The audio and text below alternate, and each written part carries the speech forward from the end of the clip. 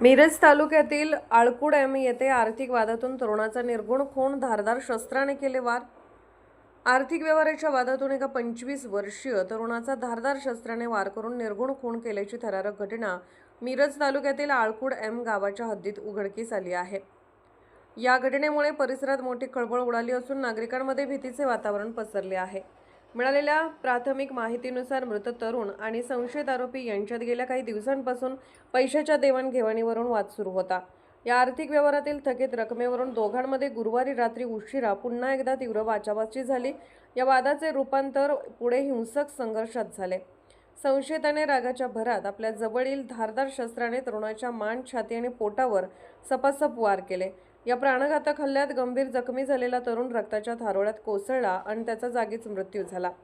घटनेची माहिती मिळताच स्थानिक पोलिसांनी तातडीने घटनास्थळी धाव घेतली। पोलिसांनी मृतदेहाचा पंचनामा करून तो शवविच्छेदनासाठी शासकीय रुग्णालयात पाठवून दिला आहे।